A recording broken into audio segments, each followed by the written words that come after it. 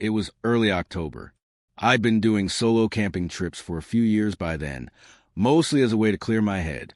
The more remote, the better.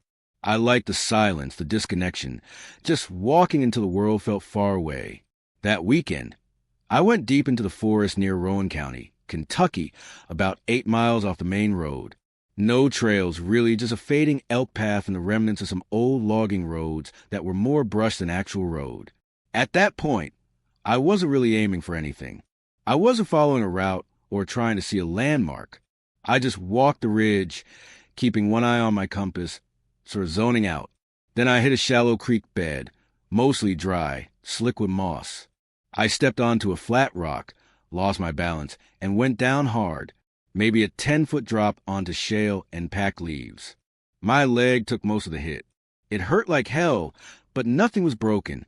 I sat there for a second, just swearing and catching my breath.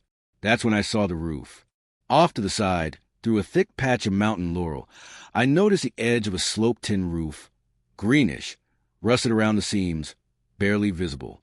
It stopped me cold. There was no sign of a structure on my topo map. I hadn't seen any fences, no outbuildings, no signs of recent human activity, but there it was. I got up and moved toward it slowly, every step feeling more surreal. The cabin looked off. Old, yeah, but intact. No overgrowth strangling the siding. No vines climbing the porch. The forest had just stopped around it, like it was giving the thing space.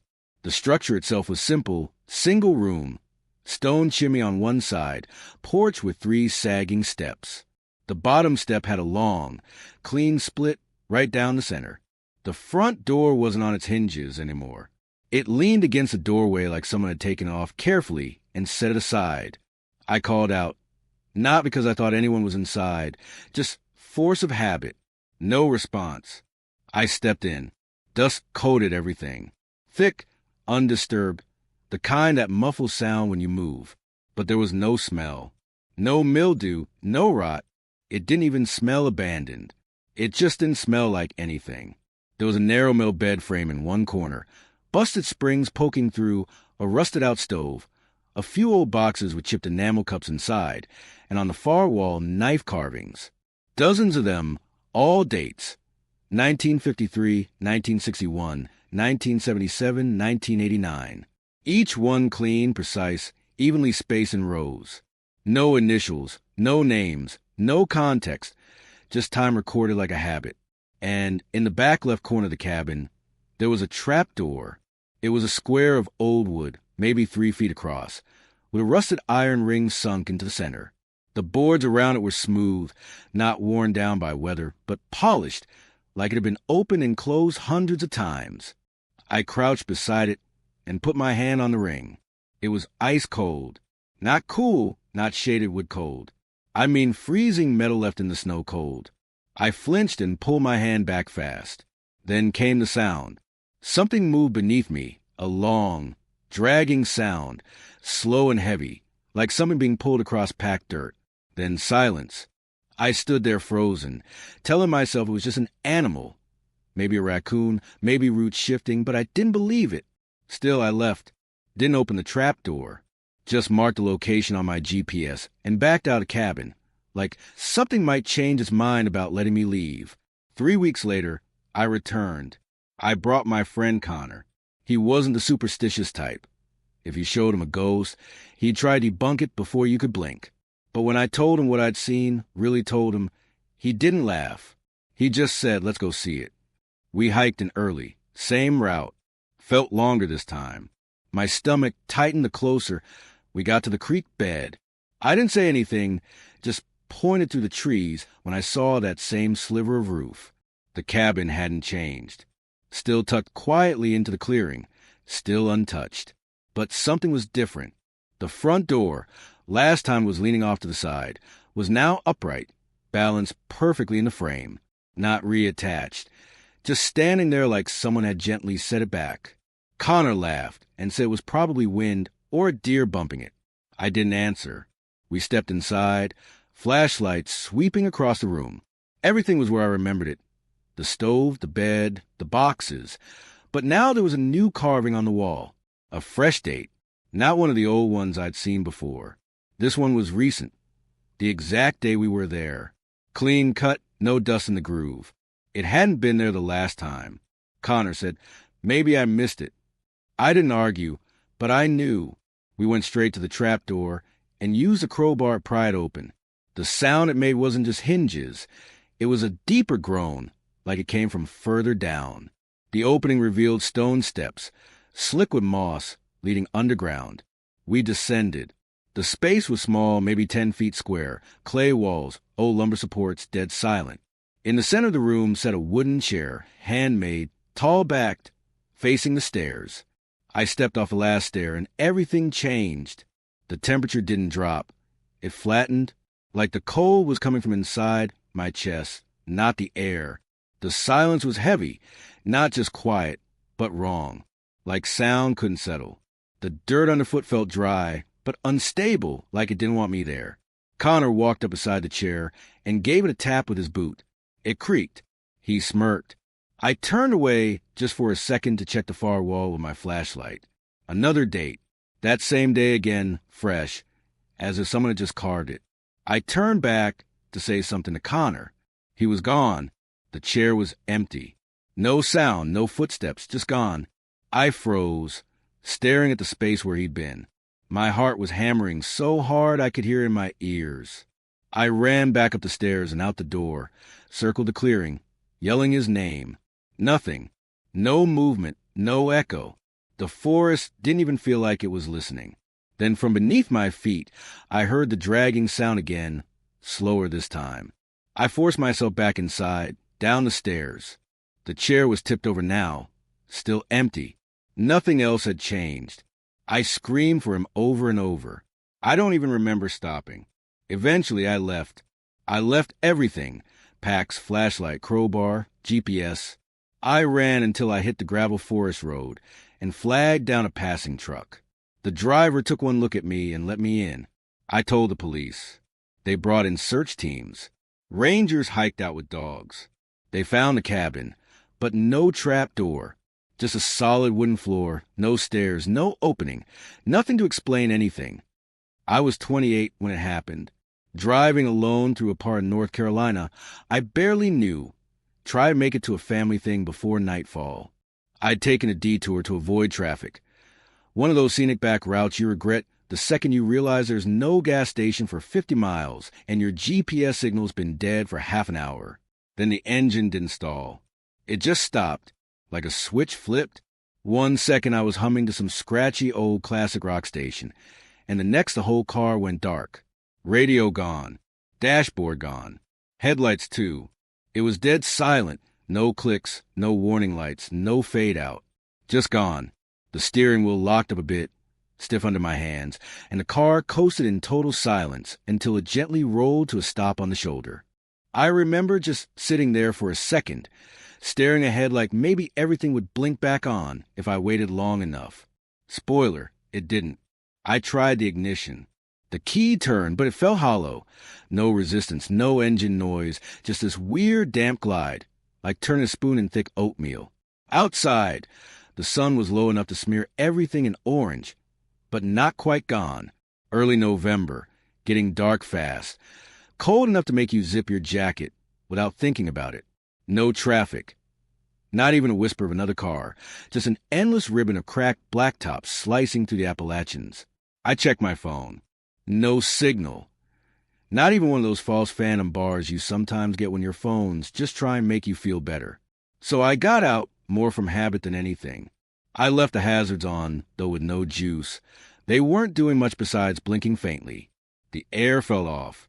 Not cold, not strange, just kind of held, like the whole place was waiting for something.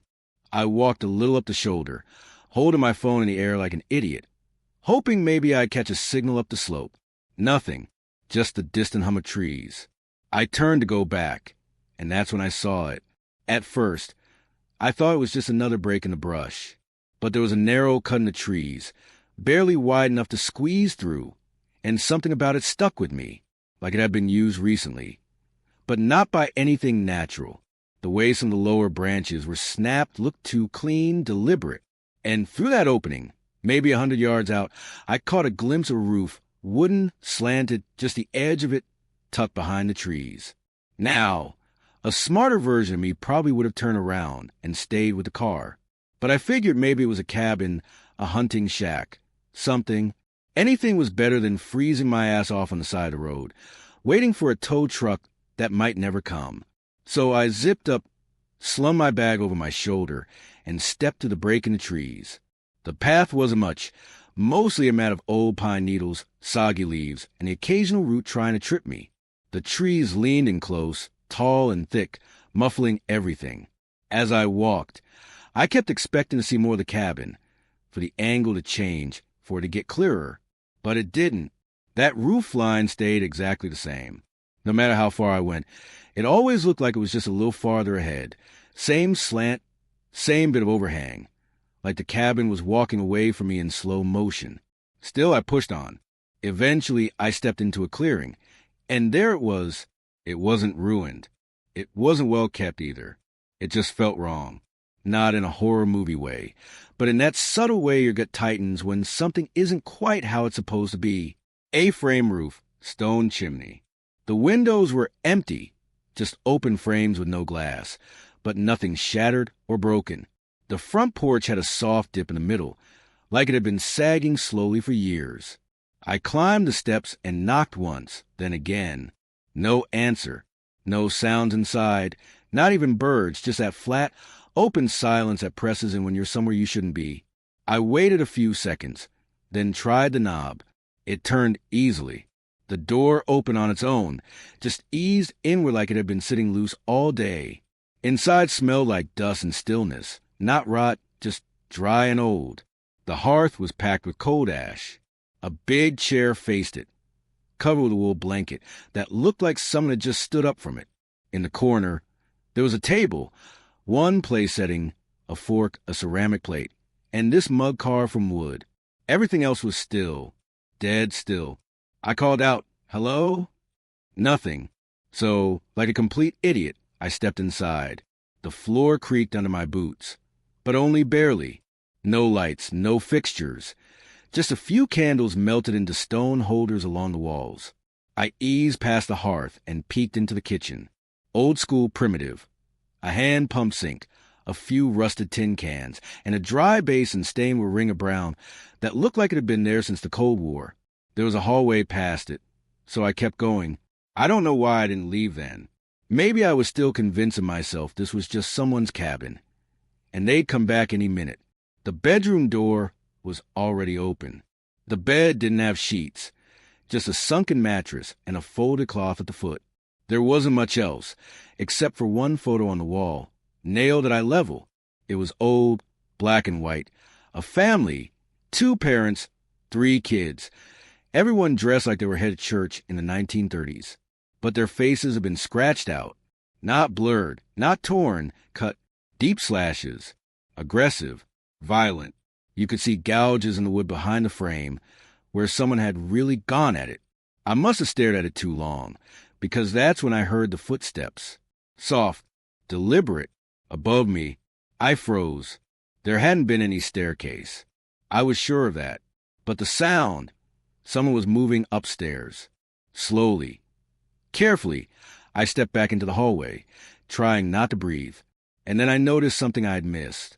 Behind the hearth in the main room, there was an archway covered by a curtain made of old wooden beads. I don't know how I didn't see it before. It was just there, like it had grown from the wall itself. The beads swayed gently. There was no wind. I turned toward the door, and that's when I saw him, just standing inside the cabin like he'd always been there. Not tall, not hulking, just solid, wide-brimmed hat, long dark coat. His head was tilted slightly forward, arms at his sides. His face was wrapped in stitched leather, tight, wrong. It pulled across his nose and mouth and down under his jaw, held together with heavy, uneven seams, like someone had sewn it while blindfolded. He didn't move, didn't speak.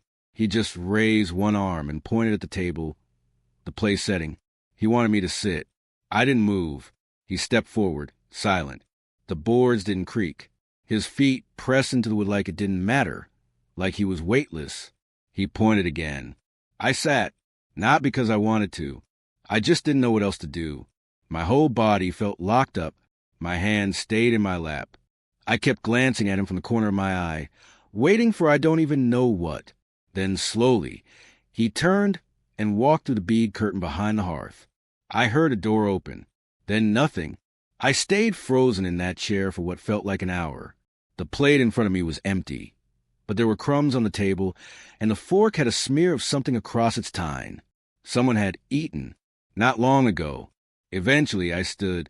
My legs shook. I walked slowly to the front door, watching the curtain the whole time. I reached out for the knob, and I heard it.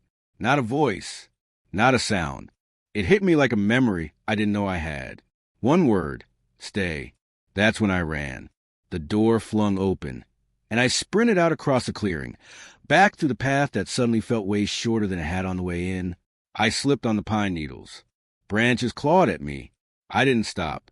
I didn't look back, not until I saw my car, still there, still dead. But I climbed up the bend, and finally my phone buzzed. One shaky bar. Enough. I called a tow truck. The guy who came barely said a word, mid-50s quiet. I told him about the trail.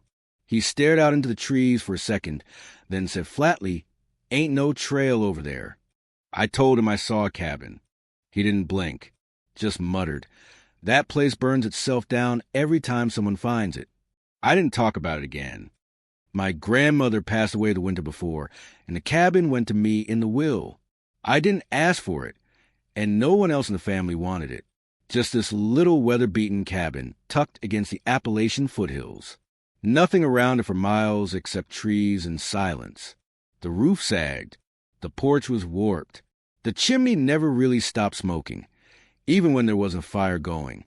She'd lived up there by herself for decades, totally off-grid. No electricity, no plumbing, not even a landline. You couldn't get a phone signal unless you climbed about halfway up the nearest ridge. No road signs, no GPS pin. If you didn't already know where it was, you wouldn't find it. We used to visit when I was a kid, only for holidays, Christmas, sometimes Easter. She never came to us. Never left the mountain, really. She didn't own a car, never wrote letters.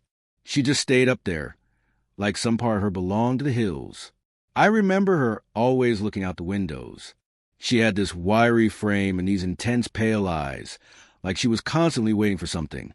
Her stories never made much sense, but they had this unsettling rhythm to them, like she believed every word.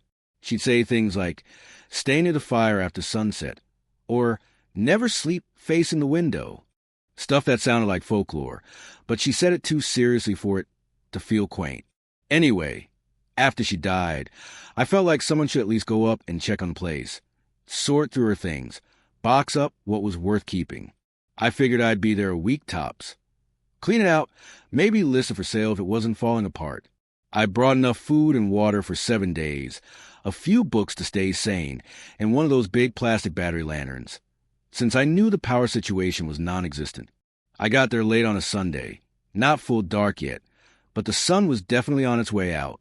The air up there felt fast, thinner than I remembered, like breathing required more effort. The cabin looked smaller, too, somehow, like it had shrunk a little without her in it. And the woods around it, I don't know. I don't remember them being so dense. The trees felt closer, like they'd been inching in for years. The porch groaned when I stepped on it. I had to shoulder the door open because the wood had swollen from years of humidity. Inside, it was like nothing had changed. Same heavy curtains, same creaky wood stove. The smell hit me immediately. Cedar, dust, something faintly musty, like old books left in the basement. The first few days were fine, mostly boring. I kept myself busy. I cleared out the pantry, emptied dresser drawers, folded linens that hadn't been touched in years. There was a rhythm to it. Wake up, make coffee on the propane stove, work until sunset, read until I fell asleep. The silence was the only thing that got to me. It wasn't peaceful. It was dead silence. No birdsong, no insects, just nothing. Like sound didn't want to hang around too long. There was one thing I kept avoiding, the shed. It sat maybe 30 or 40 feet behind the cabin, half concealed under a tangle of brambles and vines. I'd seen it 100 times as a kid, but I'd never been inside. It was always locked, the kind of lock that looked like it had been rusted shut for a century. When I asked her about it once, I couldn't have been older than 10. I remember exactly what she said. "That's not for guests." She didn't say it in a creepy way. She said it like she was talking about a room she didn't clean anymore. But I never forgot it. By the 4th day, I'd run out of other things to clean or organize. So I grabbed a crowbar and made my way out there. The padlock gave after a little effort, and the door gave way with a shudder that sent dried leaves scattering inside. It smelled awful, damp like wet cardboard and something rotting. A couple of mice had made nests in the insulation. Some of the shelves had collapsed entirely. I stepped over a broken shovel, a pile of moth-eaten coats, and a half-crushed box of old tools. Toward the back was a wooden cabinet, kind of like a small armoire. It had a sliding latch, simple, but still locked. I opened it and found notebooks. Dozens of them, all identical. Plain brown covers, unmarked, same size, no titles, no labels. I grabbed a few and took them back to the cabin. That night, I sat at the kitchen table with a flashlight and started flipping through them. They weren't journals, not in the usual sense. No full sentences, no personal notes. Each entry was numbered and began with a short, clipped line. Most were just a sentence, 2 at most. Entry 328. It was looking through the windows again. Entry 334. It knows I'm awake. Entry 341. It stayed at the tree line all night. Asterisk entry 352. I didn't light the stove. It still came. Asterisk. No names, no context, just it over and over again. I kept reading, hoping for something more specific, but it never came. The entries didn't even follow a clear timeline. It felt like she'd been cataloging sightings or tracking patterns, like someone trying to remember the rules of a game they didn't want to play. That night, I left the notebooks on the table and tried to focus on something else. I picked up a book, got through a few pages, but my eyes kept drifting to the windows. The corners of the room felt closer, like the walls had shifted while I wasn't looking. I passed out on the couch with my boots still on. Sometime after 2 a.m., I woke up dry-mouthed and disoriented. I went into the kitchen to get water and noticed the curtain above the sink had pulled back just a little. Maybe the breeze had done it. Maybe I'd brushed it earlier without realizing. But through that gap, I saw something. At the edge of the trees, something was standing. Tall, too tall, maybe 6.5 feet or more. It wasn't shaped right. Too thin, too straight, like someone had stretched out a human silhouette and forgotten to add the details. No clothes, no visible features. Just standing there. I stared, didn't move, didn't blink. My brain tried to label it tree, branch, trick of the moonlight, but nothing fit. I reached out and flipped the porch light on. Gone. I didn't sleep after that. Just sat behind the kitchen island with my flashlight aimed at the door, every muscle tense like I was waiting for someone to kick it open. When the sun came up, I forced myself to go outside.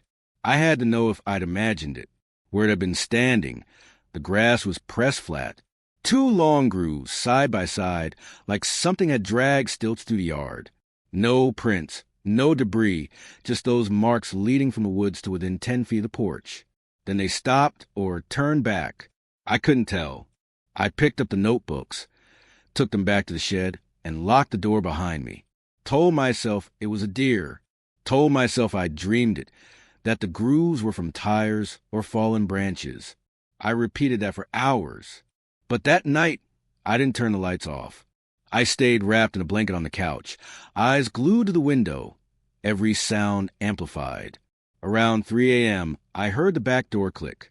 Just once, not a bang, not even a creak. Just a quiet, deliberate click, like someone trying to handle gently.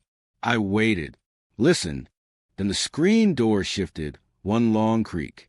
And a second later, something tapped the kitchen window. 3 times. Soft, precise. I didn't look. I slid down off the couch and stayed on the floor until the morning light crept in under the doorframe. At dawn, I packed. threw what I could into a bag. Didn't even check if I'd left anything behind. I just wanted out. I got the truck started and was about to climb in when I noticed something stuck to the porch screen. It was a folded piece of paper. Looked like it had been placed there carefully, tucked behind the mesh. It was one of the notebook pages. Entry 443. You should not have stayed alone. I don't remember the drive back. It's all a blur.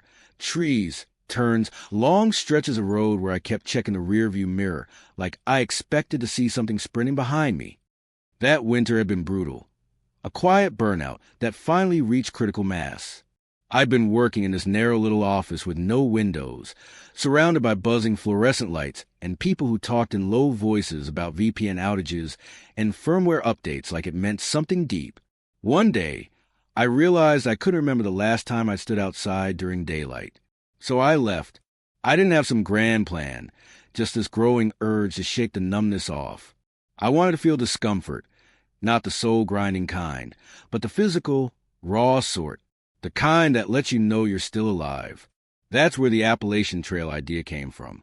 I wasn't doing it to go off-grid or find inner peace or any of that. It was more like I needed to prove something to myself, that I could carry everything I needed, that I could be stripped down to just my body, my will, and the land. I started from Georgia, heading north. The early season crowd was full of eager hikers sharing snacks, posting daily mileage, and comparing gear setups. They were nice people, honestly, but I didn't care about community. The more I walked, the more I craved quiet. I started skipping shelters, choosing isolated campsites deep off the trail, and eventually stopped even checking in with other hikers. Somewhere along the way, I stopped following the blazes entirely. I'd see old fire roads, faint deer tracks, narrow game trails that veered off into nothing, and I'd follow them. I told myself the real test was off the grid, away from the safety of beaten paths and log books. I was somewhere in the Tennessee, North Carolina borderlands when things shifted. Late May by then, deep forest, miles from any town. You know, the kind of woods where even the air feels like it's pressing against you, like the place isn't exactly welcoming you, just tolerating your presence. That day started like most. Oatmeal blisters, tree roots. But then, around midday, the light changed. It was sudden, not gradual like normal cloud cover rolling in. One moment, I was squinting up through gaps in the canopy at a bright, sunny sky. The next, it was like someone had laid a thick gray tarp over everything. Not fog, not rain, just flat, dim light, heavy and directionless. I paused and pulled out my GPS. It started jittering, jumping between coordinates that didn't make sense. I checked my compass. No matter which way I turned, it spun slowly, almost lazily, like it was drunk.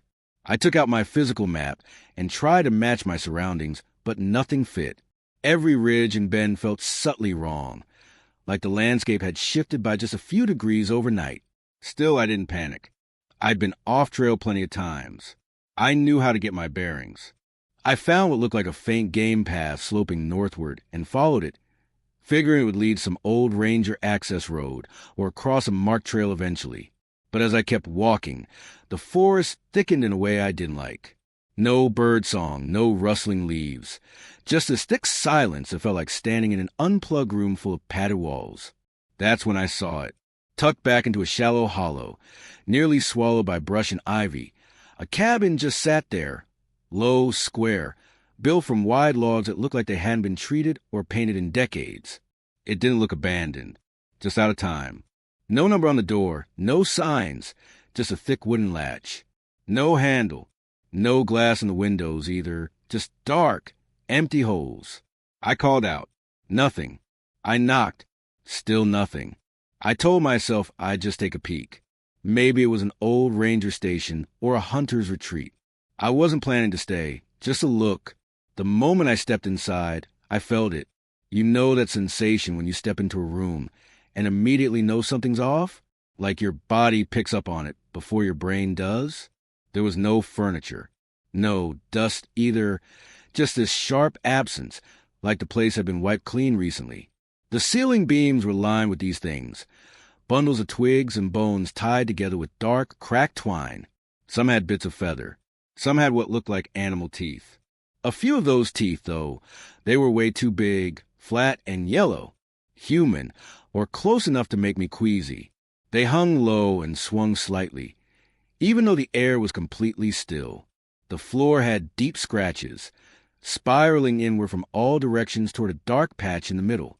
The wood there looked soaked, stained over time with something dark and uneven.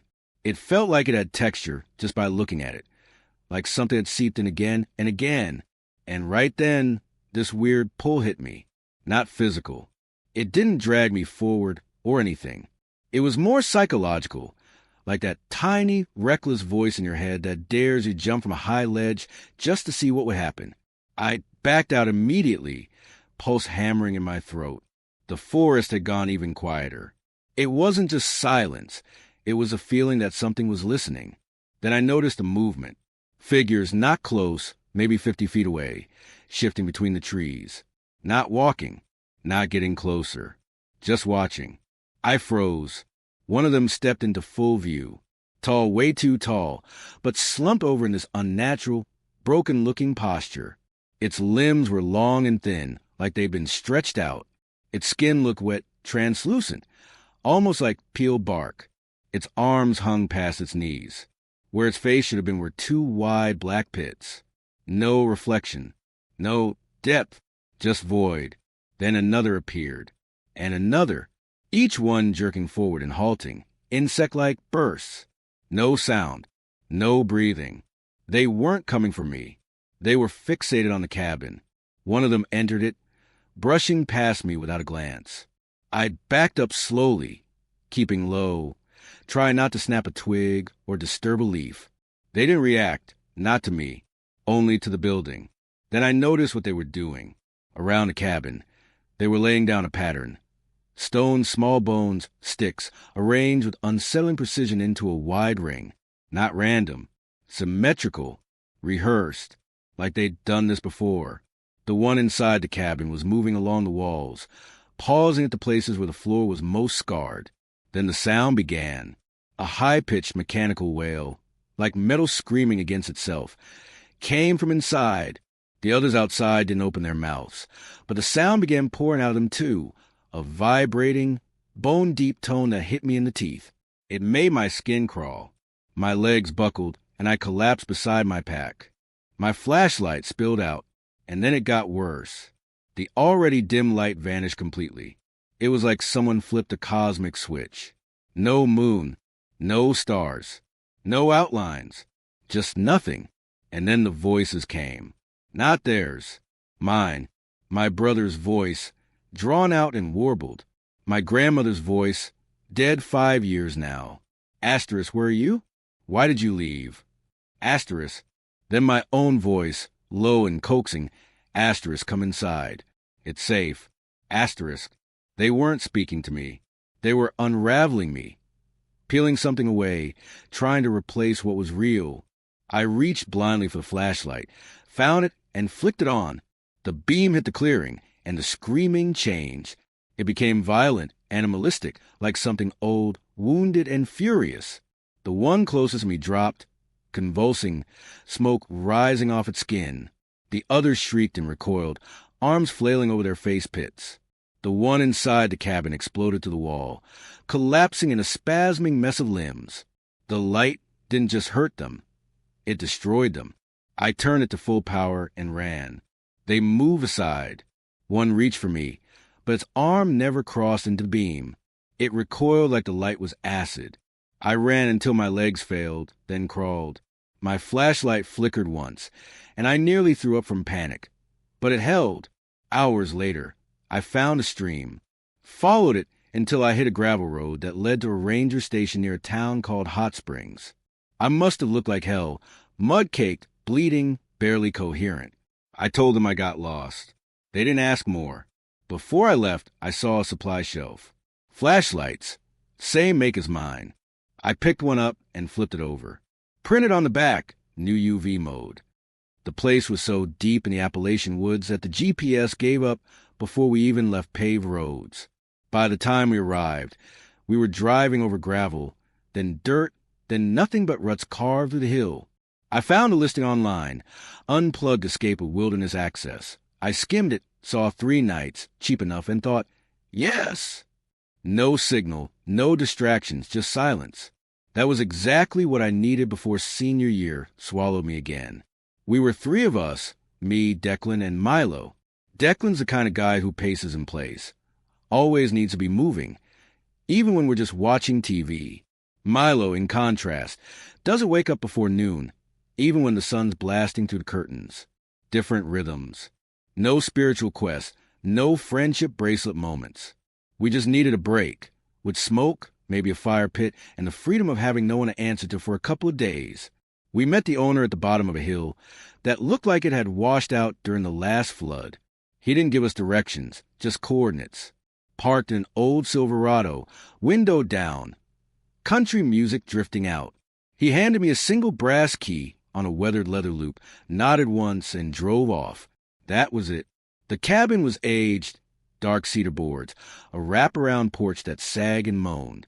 Inside, 2 small bedrooms with squeaky beds, a sink that looked like it'd seen decades of rust, a pantry with half-empty cans of soup and mismatched mugs lined up as if they'd never been washed at the same time. Solar panels on the roof drooped slightly, and if you got too close, you could hear a low, hesitant buzz, like an appliance trying to decide if it even wanted to work. Then there was that narrow trail behind the cabin, just a thinned-out patch in the forest that curved into darkness. First night, we sat on the porch until past midnight, huddled around the fire pit. The woods were so quiet. It felt like the forest was holding its breath. No insects, no distant engines, just a pop-pop of burning logs and the hiss of beer cans being opened. I remember how odd but comforting it felt to hear nothing. My skin relaxed. My thoughts slowed. I think that's when I knew I'd needed to come here. The second night came with a kind of restlessness. The trail behind the cabin began nagging at me. I couldn't let it lie. We grabbed Milo's half-dead flashlight, light stronger on hope than lumens, and headed out. The path tightened quickly. Roots twisted underfoot. Branches brushed our chests and caught in our hair. Walking demanded concentration, more than I expected. After about a kilometer, we emerged into a clearing. It was oddly perfect, round and clean, with grass that looked like it had been flattened gently. No signs of disturbance.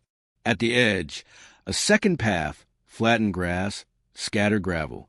Not really a trail, but definitely something. Declan checked his offline map. Might loop around the service road, he said. The practical voice in the woods.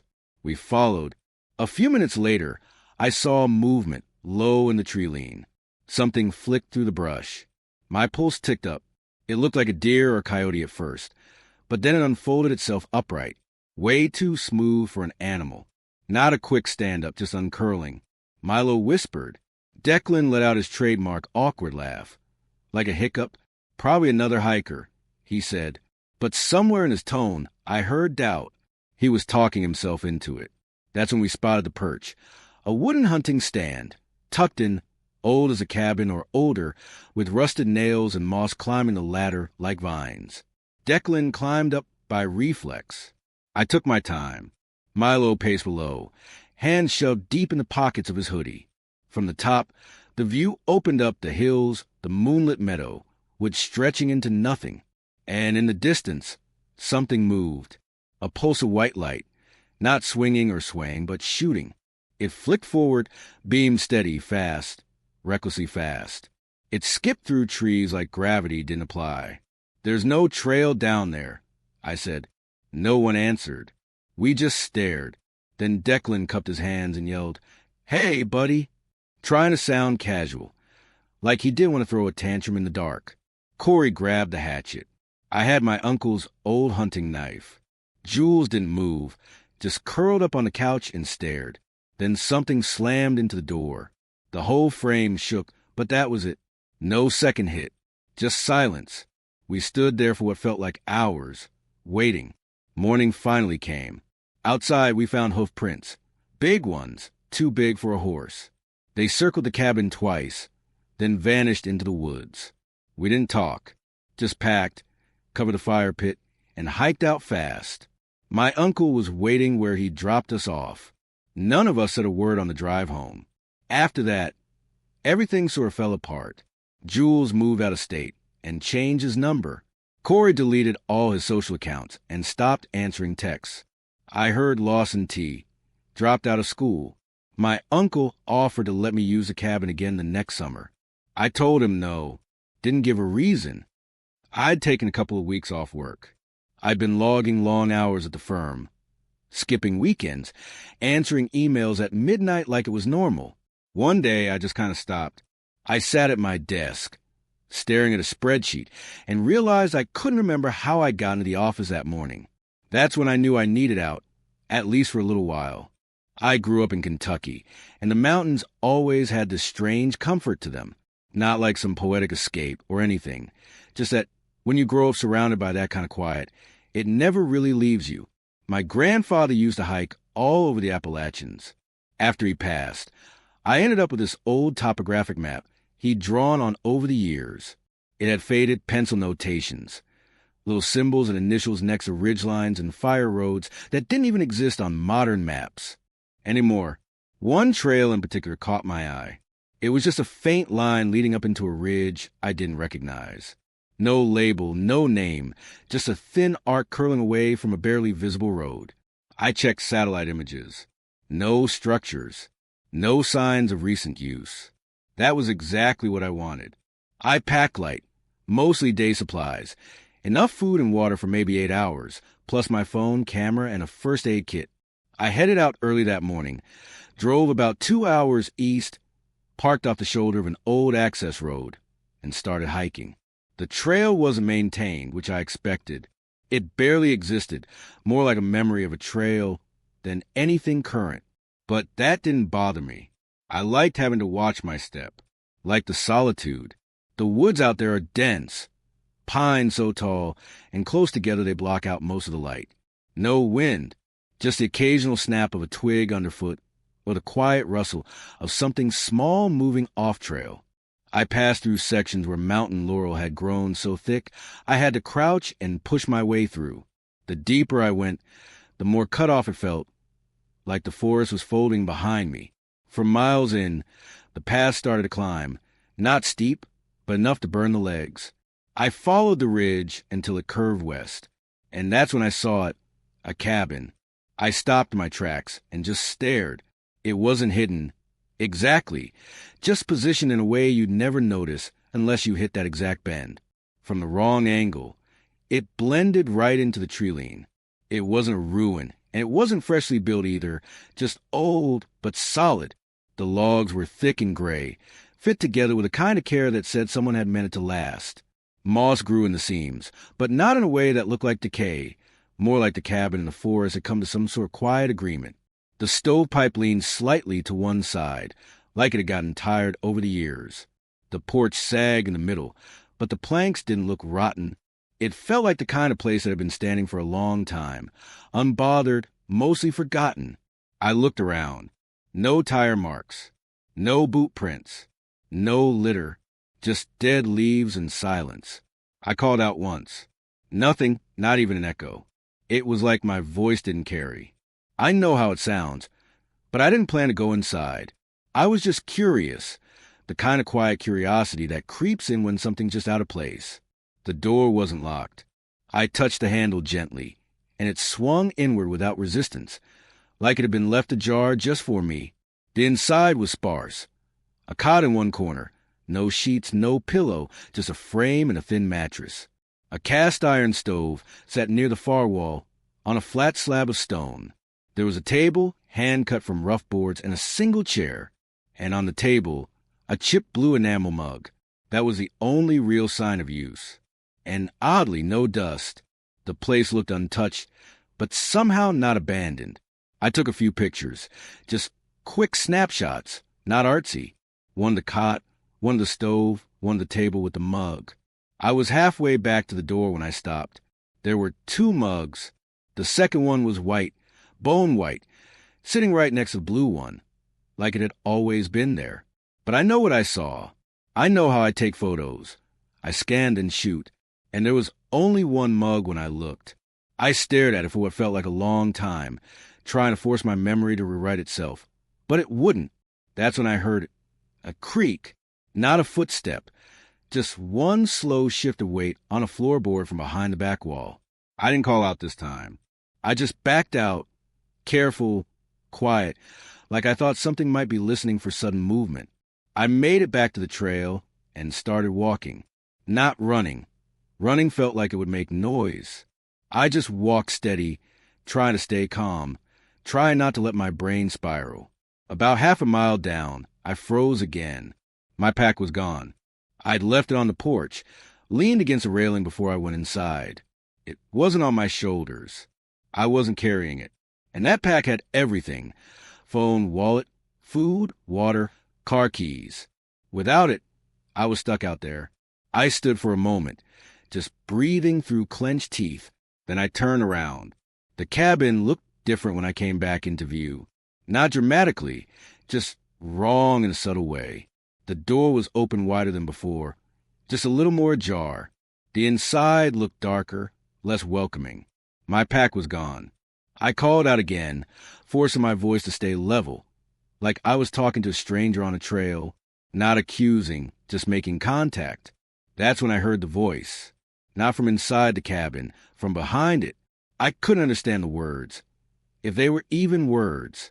It had a pattern, like speech slowed down or distorted. Not hostile, not friendly, just patient, waiting. I stepped back 2 paces, then another, and there was my pack right in the center of the trail, zipped up clean, like it had been gently placed there. It wasn't there a moment ago. I crouched, hands trembling now, and opened it. Everything was there, neatly packed, except the camera. I dug until I found it, turned it on. All the photos from earlier were still there, except the 3 from the cabin. Gone. Not corrupted. Not missing thumbnails. Just not there. Like those moments had been plucked clean out of time. Then I noticed the clock. It was nearly 6 o'clock. I checked my phone. Same thing. Checked my watch. Matched exactly. I'd started hiking at 10 that morning. I know my pace. The whole loop, even bushwhacking, should have taken 5, maybe 6 hours tops. But I'd somehow lost almost 8. I walked out without stopping again. I didn't run. I didn't want to draw attention, but I also didn't look back. When I reached my car, I got in and locked the doors before starting the engine. My hands were white-knuckled the whole drive back. I didn't unpack. I left the gear in the trunk and just sat on my couch that night, lights on, music playing, trying not to think. I was 22 when I agreed to watch Romy. Her parents had rented this cabin deep in the Appalachian woods, really secluded, about 2 hours from the nearest town. And that town was little more than a gas station with a pay phone. They were off to a corporate retreat filled with awkward icebreakers, matching T-shirts, and trust falls. All I had to do was spend one night with their daughter, Romy. They offered $200, food already in the fridge, no pets. I said yes before I even thought it through. Driving there was eerie from the start. The gravel road twisted through thick trees, then hacked up the side of a ridge. Then I hit a private dirt path, so narrow the branches scraped against my car. The whole time, I felt like I was winding into a memory I couldn't leave. When I finally pulled up, they were on the porch, bright and casual, like they'd done this 100 times before. They handed me a hand-drawn map, just in case the GPS flaked out. They said, I laughed, but I pocketed the map anyway. They showed me the gas stove knob not to touch, confirmed Romy had brushed her teeth, and said she'd probably draw all night. She's easy, her mom said. Then their SUV backed down the driveway and disappeared into the dark. Left on the porch, I stood there blinking into the dusk, the key in my hand, listening to their car engine fade. Then nothing, just me and a silence thick enough to chew. Inside, I found Romy cross-legged on the rug, colored with a focus I didn't even have at 22. Want anything? Snack, water, TV? I asked. She shook her head, didn't look up, then, quiet as the forest. You hear them walking yet? I blinked. Who? She barely paused. The people outside. I stared. There's nobody out there. But she didn't argue. She just flipped the page and kept coloring. I thought Asterisk, okay, weird kid. Movie quote, maybe. Asterisk, I shrugged and let it drop. At 9 o'clock, I walked her upstairs to the bedroom at the end of the hall. She climbed in wordlessly. No nightlight, no bedtime story, just knees tucked up, staring at the ceiling, waiting. They knock first, she said. I stood in the doorway. Who knocks? They don't like when people don't answer. Okay. I forced a smile. Good night. Back downstairs, I found the fireplace next to a small TV and DVD player. No Wi-Fi. Perfect.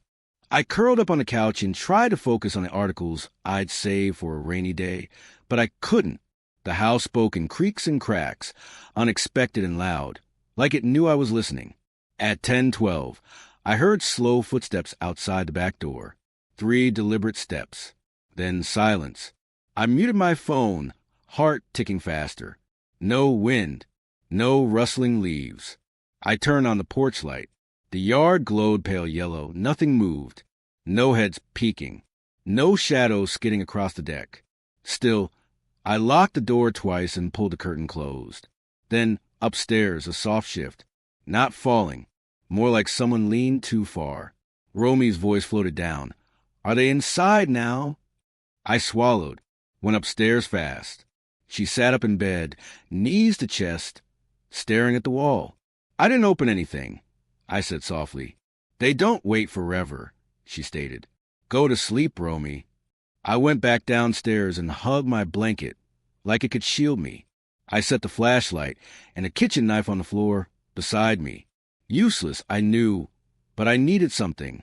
At 11:48, I heard clicking, soft, like a fingernail dragging against wood. First from the left, then the right. I pressed my ear to the wall.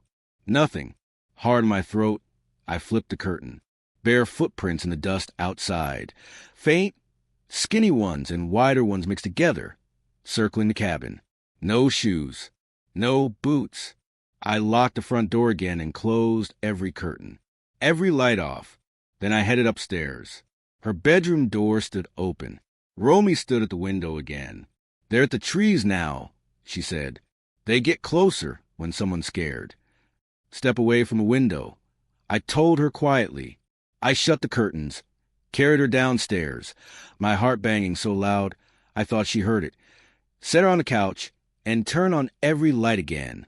We sat in silence. Then, at 12:41, everything went black. Just snapped off. No fizz. No flicker. The whole cabin swallowed in darkness. My phone showed no signal. No bars, no service. She didn't say a word. I got up and did a full perimeter check. Doors locked. No windows open. But the air had shifted, denser, settled around us like a curtain pulled closed. At 2:37, someone knocked. 3 sharp, deliberate thumps. I froze. Didn't move. It didn't knock again. I turned to Romy. The couch was empty. My skin went ice cold. I bolted upstairs. She stood in the back room, barefoot at the window. They're waiting, she whispered. I grabbed her, slammed the door, shoved a chair under the handle, and shoved her into the coat closet near the kitchen. We stayed there, darkness, silence, my breathing loud enough to scare myself. We didn't say a word. I didn't blink. She just pressed into the coat rack, arms wrapped around her knees. At 6:23 a.m., the lights flickered on like nothing had happened. At 6:40, the parents pulled up, smiling and chirping like it was Sunday errands. Everything okay? Her mom asked. I didn't answer. I walked past, got in my car, and drove until I hit the first gas station with cell service. I was 17 when I agreed to look after my uncle's place out in the Appalachians. He'd lined up a trip to Arizona, something about desert air and a high school buddy he hadn't seen since the 80s, and asked if I could stay at his cabin for a few nights while he was gone. He always called it the camp, which sounded a little more rugged and nostalgic than it really was. What it actually looked like was a wooden box someone had forgotten to finish. Just 2 rooms, a slanted roof, and a small porch that tilted a little to the left, like it was too tired to stand up straight anymore. It sat halfway up a wooded slope, surrounded by trees that looked like they'd been leaning in for years, like they were trying to take the place back. The nearest town with a gas station was about 2 hours away, more if it rained. He built the place in the 70s with his brother, though you wouldn't guess it had ever been a two-person job. They never finished the foundation, just plopped the cabin on a few stone footers, and called it good. Everything creaked. Everything leaned. The floor had a slight tilt that made you feel like you were walking uphill no matter which direction you went. There was no plumbing, no reception. The stove ran off a propane tank. And for light, there was a generator you had to yank 3 times in just the right rhythm to get it sputtering. Even when it worked, most of the bulbs in the place were either dead or so dim they looked like they were trying to retire. Then there was Sadie. She was his dog. So an old mud who'd spent more time at that cabin than most people I knew had spent in their own homes. Half shepherd, half something scrappy and uncertain. Her job, supposedly, was to keep away the coyotes, but she was so slow-moving and mellow I wasn't convinced she'd even lift her head if one showed up on the porch. She had this sigh, deep and dramatic, like every movement cost her one more day of life. I figured I'd stay 4 or 5 nights. No more. It was summer. School was out, and I wasn't doing much anyway. I liked the idea of getting away. Maybe I'd get some writing done. Maybe I'd finally finish a few pages in that sketch pad I always carried but never really used. I packed a duffel with the essentials, clothes, a flashlight, a notebook, some pens, a bag of trail mix I'd regret by the second day, and enough Instant Mac and cheese to give me scurvy. The first night was fine, peaceful, even. I made a small fire in the old hearth, cooked dinner on the rusty stovetop, and sat on the floor while Sadie stretched out like a rug and snored. The kind of snore that starts in the lungs and ends in the floorboards. It felt weirdly comforting, like background noise from a movie you weren't watching. By midnight, I was lying on the cot in the back room, trying to decide if the ceiling was sloped or if my head was just tilted funny. The air was cold in a way that felt old, like the kind of cold that's been sitting in the wall for years. I woke up a few hours later with no idea why. My heart was pounding, not just racing, but pounding like I'd been running in my sleep. I didn't hear anything, but my body was telling me someone was there, right there, standing just past the wall in the main room, not moving, not speaking, just there. I grabbed my flashlight and hit the button. It flickered once, then steadied. I swept the beam across the room. Sadie was awake. She wasn't barking. She wasn't growling, just staring at the door with her ears up and her body tense, like every muscle was waiting for something to happen. Her eyes didn't move. She didn't blink. She was locked in, like she saw something I couldn't. I sat up, waited. Nothing happened. No knock. No creak. Just silence. I didn't sleep again that night. The next day, everything felt heavy. The quiet outside wasn't peaceful anymore. It felt off, like the forest had gone into hiding. I chopped wood, though there was already more than enough stacked on the porch. I hiked up the trail behind the cabin, tried to distract myself. From the ridge, I looked down into a gully full of thorny brush and trees that looked dead, even though they weren't. I didn't hear birds, didn't see squirrels. Even the bugs were quiet. I told myself it was just the time of day, or maybe the altitude, but I didn't really believe it. That night, I checked the locks twice. Not that it mattered. The door had a flimsy metal slide, more rust than mechanism. The windows didn't even have proper latches, just these little wooden pegs you could wedge into place. Sadie curled up by the door again. This time, I didn't even try to sleep. At 1:40 a.m. on the dot, I heard it. 3 knocks. Not on the door, on the back wall. The one with nothing behind it but dirt and trees. No porch. No steps. No reason for anyone to be there. I sat bolt upright. Sadie let out a low, rumbling growl. Not angry, more like a warning. The kind of sound a dog makes when it knows you're about to see something you'll wish you hadn't. I waited. Nothing else came. No voice. No footsteps. Just those 3 slow, deliberate knocks, almost polite. I stayed like that until the sun came up. My flashlight stayed on the whole time, the beam burning a pale spot on the opposite wall. Sadie never took her eyes off the door. In the morning, I walked around to the back wall. Nothing. The soil was packed too tight for tracks. No scuffs, no scratches, nothing to even prove I'd hurt anything. I nearly convinced myself I'd imagined it until later that afternoon. That's when I saw it. A circle, 15 feet from the cabin near the edge of the trees. Perfectly round, 6 feet across. Just bare. No leaves, no moss, no sign of anything alive. Just clean, scraped dirt, like something had spun or pressed in the ground until it wore the forest away. No prints around it. No drag marks. Just a circle. I didn't step near it. I just stood there and stared while something in my stomach sank like a stone. It wasn't just strange. It was wrong. Like the ground itself had been marked. That night, I made a choice. No sleeping. I turned off the generator before midnight. No more noise. I sat by the window with my flashlight off and waited, watching the outline of the trees under a thin slice of moon. Sadie didn't move from her spot near the hearth. Her eyes stayed on the window, no blinking, no shift. At 2:13 a.m., I heard it again. Movement. Soft, slow steps in the pine needles outside. Not stumbling. Not hurried. Just careful, like someone trying not to wake the house. It circled the cabin once. Twice. Then silence. Then the doorknob rattled, just a little. A gentle test. Like someone had never used one before and was curious what it did. Sadie didn't move. Her ears twitched, but her body stayed frozen. So did mine. After a while, the noise stopped. In the morning, I walked outside and saw it, a footprint near the generator shed in softer soil. It wasn't right. Too long. Too wide. Toes uneven. Spread out like they didn't belong on a human foot. The heel had pressed in deep, like something heavy had stood there and shifted once. It was barefoot, but not human. I didn't think. I just packed. I left a note for my uncle. Said the generator was acting up and that I'd heard some animals at night. Promised I'd swing back in a week. I loaded the last of my stuff into the truck, and when I turned to look at the cabin one last time, I saw it. 3 lines carved into the wooden door, straight parallel, deep enough to expose fresh pale wood beneath the surface. Not claw marks. Too even. They looked intentional, like someone wanted me to see them before I left. I got in the truck. I didn't start the engine right away. I just sat there, hand on the key, staring out at the trees like they were waiting for something. Then I turned the key. I drove until I hit pavement.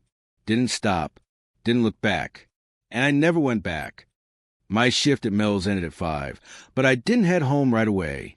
Instead, I cut to the gravel lot out back and slipped behind the tree line next to that old utility shed, a half-collapsed thing covered in ivy, just sitting there like it forgot it used to matter. Back behind it, in that little clearing, Caleb and Wes were already waiting. They had this old, low-res map printed from someone's Tumblr post. No street names, no labels, just a satellite shot of ridge above town and a black square off to the side. No one knew what it was. No roads led to it. Wes said it was an abandoned ranger cabin. Caleb claimed the ranger, who lived there, just vanished one day. Personally, I thought they were full of it. But I wasn't going to correct them, not because I believed the map, but because I hadn't want to go home in a while, and this felt like something else. Something better than silence. We started walking, cutting through woods that got darker fast than they should have. We crossed 3 narrow deer trails, barely more than trampled grass. Then an old creek that had dried up long before I ever worked at Mel's. There was a stretch of broken barbed wire, sagging low enough to duck under without ripping your jacket. None of us talked much past that point. You'd think we would have joked or argued or something. But the deeper we got, the quieter everything around us got too, like the trees were pressing in closer. The air felt heavier, not colder, not humid, just thick, like breathing through a wool sleeve. I kept glancing over my shoulder, not because I thought we were being followed, but because every step felt a little too soft, like the ground was padded. I carried the flashlight, the only one that worked. The others brought theirs, but of course, they either forgot batteries or packed ones that were half dead. I remember feeling weirdly responsible, like it was my job to keep the beam steady, even when my hands were getting clammy. Caleb saw the roof first. You couldn't even call it a cabin from a distance. Just a patch of dark shingles, cave in under a mess of dead branches. Looked more like a ruined shed than a building anyone could have lived in. If he hadn't pointed it out, I think we might have walked right past it. We made a slow loop around it. There weren't any windows, just that sagging roof and planks nailed to the sides like someone had tried to fortify it. Eventually, we found the door, not warped but crooked, like it had been kicked in and patched back together by someone who didn't care how it looked. Caleb pulled it open, and the thing swung wider than I expected. The air inside hit me before I even stepped in, not musty, not moldy, just still. Unmoving. No furniture. One rusted metal bucket in the corner, and a weird fan-shaped pattern made of sticks on the floor. The walls were bare, but someone had hammered mismatched planks over a slit in the back, like a window that never belonged there in the first place. The boards overlapped unevenly, almost like someone was trying to keep something out or in. The floor didn't creak. Even when we walked all the way in, it was solid, which somehow made it creepier. Old buildings are supposed to give under your feet. This one felt like it had been drained of sound. Wes laughed a little and said, "Looks like someone tried to turn a root cellar into a hunting lodge." That's when we noticed it. A hatch, dead center of the floor. Perfect square.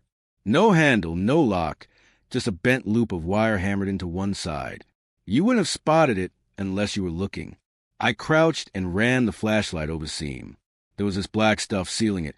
Looked like tar, but dry and chipped around the edges. Whoever sealed it had meant for it to stay closed.